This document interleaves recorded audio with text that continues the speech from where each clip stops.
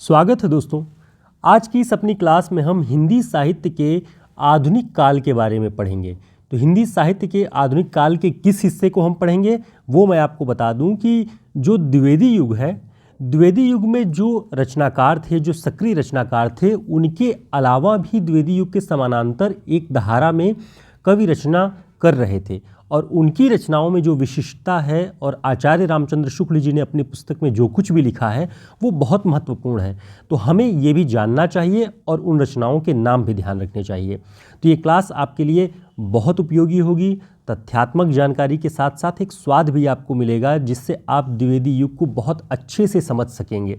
तो शुरुआत करते हैं। उसके पहले चैनल को सब्सक्राइब कर लीजिए और वीडियो को लाइक कर दीजिएगा। साथ ही टेलीग्राम और व्हाट्सएप ग्रुप का लिंक आपको डिस्क्रिप्शन बॉक्स में मिल जाएगा, उसे ज्वाइन कर लीजिए ताकि सारी जानकारियां आपको समय पर मिलती रहें। तो ये class UGC net, assistant professor और टीजीटी पीजीटी की परीक्षाओं के लिए बहुत उपयोगी है। देखते हैं द्विवेदी मंडल के बाहर के कवि। द्विवेदी मंडल के कवियों में आप सभी जानते होंगे मैथिली शरण गुप्त जी का नाम है, श्रीधर पाठक का नाम है, हरिऔध जी का नाम है, लोचन प्रसाद पांडे जी का नाम है। उसके अलावा कौन कौन रचनारत था जो द्विवेदी मंडल के प्रभाव से बाहर रचनाएं कर रहा था? उनमें शुक्ल जी नाम देते हैं राय देवी प्रसाद पूर्ण जी का नाम, इनका उपनाम पूर्ण था, ध्यान रखिएगा। नाथूराम शंकर शर्मा, पंडित गया प्रसाद शुक्ल स्नेही इनका उपनाम था। पंडित सत्यनारायण कविरत्न, इनका यानी ये उपनाम के साथ इनको ध्यान रखिएगा कि सत्यनारायण जी का उपनाम कविरत्न, राय देवी प्रसाद जी का पूर्ण, गया प्रसाद शुक्ल जी का स्नेही, लाला भगवान दीन, पंडित राम नरेश त्रिपाठी, पंडित रूप नारायण पांडे। इतने जो कवि हैं ये महावीर प्रसाद द्विवेदी जी के जो प्रभाव मंडल में रचना कर रहे थे उनसे अलग एक अलग धारा में कविताएं रच रहे थे और इनकी रचनाएं भी उतनी ही महत्वपूर्ण हैं। अब देखते हैं कि आचार्य शुक्ल जी ने इन कवियों के बारे में, ऐसी कविताओं के बारे में क्या कहा है। तो ध्यान रखिएगा, बहुत ही नए तरीके की ये क्लास है। इन कवियों को आचार्य रामचंद्र शुक्ल जी ने दोरंगी कवि कहा है। दोरंगी किस रूप में? जो ब्रजभाषा में तो श्रृंगार, वीर, भक्ति आदि की पुरानी परिपाटी की कविता कवित्त सवैयों में या गेय पदों में करते थे और खड़ी बोली में नूतन विषयों को लेकर चलते थे, इसीलिए इनको दोरंगी कवि कहा है। तो आपको ध्यान रखना है कि आचार्य रामचंद्र शुक्ल जी ने दोरंगी कवि किसे कहा है? द्विवेदी मंडल के बाहर के कवियों के बारे में, और उनके नाम ऊपर हमने आपको बताया भी है। दोरंगी इसलिए कि ब्रजभाषा में श्रृंगार, वीर, भक्ति की रचनाएं करते थे और खड़ी बोली में नूतन विषय, नूतन विषय क्या? समाज सुधार की आवश्यकता, देश की दशा क्या है, इन सब विषयों को लेकर के खड़ी बोली में रचनाएं करते थे। आगे देखते हैं, ब्रजभाषा के रसिक समाज की ओर से एक रसिक वाटिका नाम की पत्रिका निकलती थी। ध्यान रखना है, ब्रजभाषा का रसिक समाज रसिक वाटिका नाम की एक पत्रिका निकालता था और उसमें उस समय के प्रायः सभी ब्रजभाषा कवियों की रचनाएं छपती थी।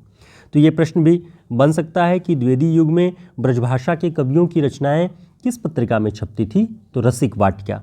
ठीक, आगे देखते हैं, राय देवी प्रसाद पूर्ण जी की मृत्यु के बाद रसिक वाटिका पत्रिका में कवि रत्नेश ने उनके बारे में लिखा कि रसिक समाजी हुए चकोर चहु ओर हेरै, कविता को पूर्ण कला निधि कितो गयो।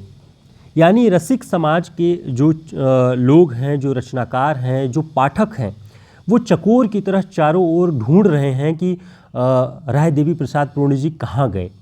कविता को पूर्ण कला निधि कितो गयो, यानी जो पूर्ण कला निधि, पूर्णमासी का जो चांद होता है उसके जैसा रसिक समाज ब्रजभाषा का एक कवि लुप्त हो गया, कहाँ गया, उसे सब लोग व्याकुल होकर के ढूंढ रहे हैं। ये रसिक वाटिका पत्रिका में किसके लिए लिखा गया है? राय देवी प्रसाद पूर्ण जी के लिए। तो इसे ध्यान रखिएगा। ये सब नए तरह के प्रश्न हैं जो कि आगामी परीक्षाओं के बदलते पैटर्न में आपके लिए बहुत उपयोगी होगा। आगे अभी क्लास लंबी है, बने रहिए साथ में। हिंदी साहित्य के शॉर्ट नोट्स के लिए आप हमारे व्हाट्सएप पे संपर्क कर सकते हैं, प्रिंट रूप में आपको ये प्राप्त हो जाएगा। इस तरह की सभी चीज़ें आपको इस शॉर्ट नोट्स में मिल जाएंगी। आगे देखिए, राय देवी प्रसाद पूर्ण जी की महत्वपूर्ण रचनाएं जो खड़ी बोली में हैं। ध्यान रखिएगा, अमलतास नाम से इन्होंने रचना लिखी। बसंत वियोग बहुत प्रसिद्ध है राय देवी प्रसाद पूर्ण जी की रचना। नए सन का स्वागत, नवीन संवत्सर का स्वागत। तो नए सन का स्वागत और नवीन संवत्सर का स्वागत, बसंत वियोग, अमलतास, ये सब राय देवी प्रसाद पूर्ण जी की रचनाएं हैं। अब देखते हैं कि बसंत वियोग जो बहुत प्रसिद्ध रचना इनकी है उसमें है क्या। तो बसंत वियोग नामक उनकी रचना में भारत भूमि की कल्पना एक उद्यान के रूप में की गई है, एक समृद्ध उद्यान के रूप में। तो अपनी कल्पना शक्ति के माध्यम से राय देवी प्रसाद पूर्ण जी ने इस रचना में भारत भूमि को एक उद्यान के रूप में, विशाल उद्यान के रूप में देखा है। आचार्य रामचंद्र शुक्ल जी इनके बारे में लिखते हैं कि भारतेंदु, प्रेमघन आदि प्रथम उत्थान के कवियों के समान पूर्ण जी में भी देशभक्ति और राजभक्ति का समन्वय पाया जाता है। देखिए, शुक्ल जी ने लिखा हुआ है कि भारतेंदु युग, जो कि प्रथम उत्थान के अंतर्गत उन्होंने लिखा हुआ है, उस दौर के रचनाकारों में जो ब्रजभाषा और खड़ी बोली में भी रचनाएं लिखते थे, उनके दौर में जो ये विदेशी शासन था, अंग्रेजी राज था, उसके विरुद्ध विरोध बहुत स्पष्ट नहीं था। इसलिए वे अब एक तरफ देशभक्ति की भी कविताएं और रचनाएं लिखते थे, दूसरी तरफ ब्रिटिश शासन की तारीफ में भी रचनाएं लिखते थे। तो दोरंगी जो हमने कहा ऊपर, ऐसा ही कुछ भारतेंदु युग में भी दिखाई पड़ता था। तो राय देवी प्रसाद पूर्ण जी में भी देशभक्ति और राजभक्ति का समन्वय पाया जाता है, आचार्य रामचंद्र शुक्ल जी कहते हैं। आगे देखते हैं कि द्विवेदी मंडल के प्रभाव के बाहर और जो रचनाकार लिख रहे थे उनमें दूसरा नाम है नाथूराम शर्मा। नाथूराम शर्मा जी शंकर उपनाम से रचनाएं लिखते थे। ध्यान रखिएगा, शंकर उपनाम से कौन रचनाएं लिखता था? नाथूराम शर्मा। इन्होंने भी ब्रजभाषा और खड़ी बोली में कविताएं लिखी। अब शुक्ल जी नाथूराम शर्मा शंकर जी के बारे में क्या लिखते हैं, देखिए बहुत रोचक है। उनकी पदावली कुछ उदंडता लिए रहती थी, बड़े विद्रोही किस्म के थे और जो भी सामाजिक बुराइयां कुरीतियां थी उन्हें बर्दाश्त नहीं थी। आर्य समाजियों से जुड़े हुए थे जो समाज सुधार के लिए कार्य कर रहे थे, इसलिए वे विद्रोह में उदंडता पूर्वक लिखते हैं। तो उनकी पदावलियों में उदंडता दिखाई पड़ती है। नाथूराम शर्मा शंकर जी की प्रसिद्ध रचना है गर्भरंडा रहस्य। आप सभी पढ़ चुके होंगे, कई परीक्षाओं में पूछा गया है कि गर्भरंडा रहस्य किसका है? नाथूराम शर्मा शंकर। यह एक प्रबंध काव्य है। सारी बातें ध्यान रखिएगा, बहुत महत्वपूर्ण है। हम नहीं चाहते कि किसी बात के पीछे कोई अन्य बात जो महत्वपूर्ण है वो छूट जाए। तो गर्भरंडा रहस्य प्रबंध काव्य है। इसमें विधवाओं की बुरी स्थिति और देव मंदिरों के अनाचार आदि को उन्होंने उभारने का प्रयास किया है, नाथूराम शर्मा शंकर जी ने। ठीक, अगले जो रचनाकार हैं द्विवेदी मंडल के प्रभाव से बाहर के, जो सक्रिय रूप से रचनारत थे, गया प्रसाद शुक्ल सनेही। इनका उपनाम सनेही था। और इनके बारे में एक और महत्वपूर्ण बात देखिएगा कि ये त्रिशूल उपनाम से भी कविताएं लिख चुके हैं। बहुत कविताएं इन्होंने त्रिशूल नाम से भी लिखी है। तो प्रश्न जब भी बने कि त्रिशूल उपनाम से किसने कविताएं लिखी? गया प्रसाद शुक्ल सनेही। ठीक, सनेही जी की 3 पुस्तकें प्रकाशित हैं। आचार्य रामचंद्र शुक्ल जी बताते हैं कि 3 पुस्तकें सनेही जी की प्रकाशित हैं। कौन कौन सी? प्रेम पचीसी, कुसुमांजलि, कृषक क्रंदन। इन तीनों के नाम याद रखिएगा। गया प्रसाद शुक्ल सनेही जी की रचनाएं हैं। इनकी महत्वपूर्ण एक पंक्ति है, इसे ध्यान रखिएगा। तू है गगन विस्तीर्ण तो मैं एक तारा क्षुद्र हूँ, तू है महासागर अगम मैं एक धारा क्षुद्र हूँ। और भी पंक्तियां हैं। अंतिम पंक्ति है, तू है मनोहर गीत मैं एक उसकी तान हूँ। तो ये पंक्ति जो है गया प्रसाद शुक्ल सनेही जी की है। अगले रचनाकार जो द्विवेदी मंडल से बाहर रचनारत थे, राम नरेश त्रिपाठी। बहुत प्रसिद्ध रचनाकार, साहित्यकार, आप सभी जानते हैं इनके बारे में, बहुत नाम आपने सुना है।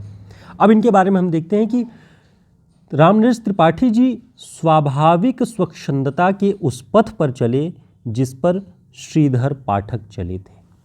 आचार्य रामचंद्र शुक्ल जी कहते हैं कि ये छायावाद वाली जो ये प्रवृत्ति है अगर न आई होती तो श्रीधर पाठक ने जो धारा चलाई हुई थी स्वच्छंदतावाद की, जो प्रकृत था, एकदम नेचुरल स्वच्छंदतावाद था, कोई विदेशी किसी भी तरीके की विचारधारा का आरोपण नहीं था, वो अपने आप में एक प्रकृत धारा थी और उसी धारा पर राम नरेश त्रिपाठी जी भी चले। शुक्ल जी लिखते हैं कि त्रिपाठी जी हमें स्वच्छंदतावाद यानी रोमांटिसिज्म के प्रकृत पथ पर दिखाई पड़ते हैं। ठीक, तो किसी भी बाहरी विचारधारा, विदेशी विचारधारा का कोई आतंक, कोई प्रभाव नहीं था जिसके अंतर्गत वे लिखते, बल्कि एकदम नेचुरल ढंग की रोमांटिसिज्म थी इनकी। राम नरेश त्रिपाठी जी ने 3 खंड काव्य लिखे जो बहुत प्रसिद्ध हैं। कौन कौन सी? मिलन, पथिक, स्वप्न, ये तीनों रामनरेश त्रिपाठी जी की ही रचना है। ध्यान रखिएगा, ये तीनों खंड काव्य है। ओके, आगे रामनरेश त्रिपाठी जी के बारे में एक और महत्वपूर्ण बात ध्यान रखिएगा कि इन्होंने ग्राम गीतों का संग्रह किया कविता कौमुदी नाम से। जो देशज गीत थे, ग्राम गीत थे, अलग अलग भाषाओं में, अलग अलग क्षेत्रों में प्रचलित थे, उन सभी का संग्रह संभवतः 8 खंडों में इन्होंने कविता कौमुदी नाम से किया हुआ है। ये भी आपको ध्यान रखना चाहिए इनके बारे में। अगले जो रचनाकार हैं लाला भगवान दीन, ये भी द्विवेदी मंडल के जो प्रमुख प्रतिनिधि कवि थे, हरिऔध, श्रीधर पाठक, लोचन प्रसाद पांडे, मैथिली शरण गुप्त, इन सब से अलग ये भी रचनारत थे लाला भगवान दीन।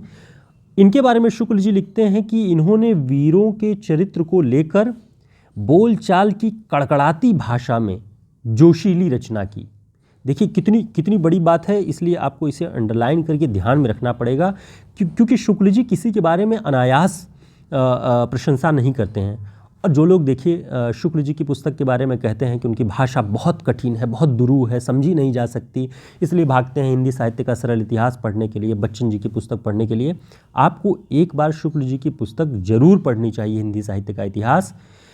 इससे पढ़ने के बाद आपकी भाषा भी शुद्ध होगी, आप उनकी भाषा की जो तेवर है उसे समझ पाएंगे, और बहुत ही रोचक, बहुत ही मज़ेदार भाषा है शुक्ल जी की, पढ़ के आनंद आ जाएगा आपको।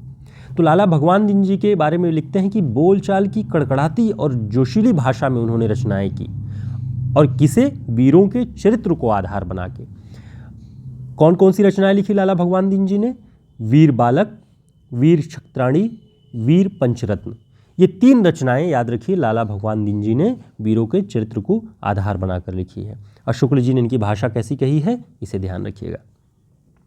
इनके बारे में एक महत्वपूर्ण तथ्य और है कि हिंदी शब्द सागर, जिसकी बहुत तारीफ, बहुत बातें आपने आचार्य रामचंद्र शुक्ल जी से जुड़ी हुई सुनी है, उनके संपादकों में एक लाला भगवान दीन जी भी थे।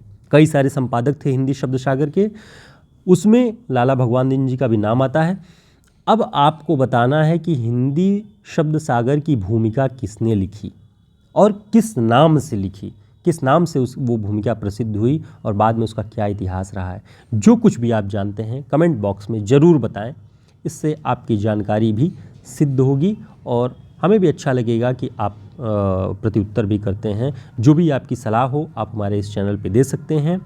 आगे भी हम ऐसे ही महत्वपूर्ण पॉइंट्स को छोटी छोटी क्लासों में आपके समक्ष लेकर के आते रहेंगे। बहुत बड़ी क्लास लेना और उसमें जो है उबाऊपन लाना, ये हमारी प्रवृत्ति नहीं है। छोटी क्लासेस में बड़ी जानकारी आपको दे करके हम जाएंगे, जो कि आगे आने वाली सभी परीक्षाओं में बहुत उपयोगी होगी आपके लिए।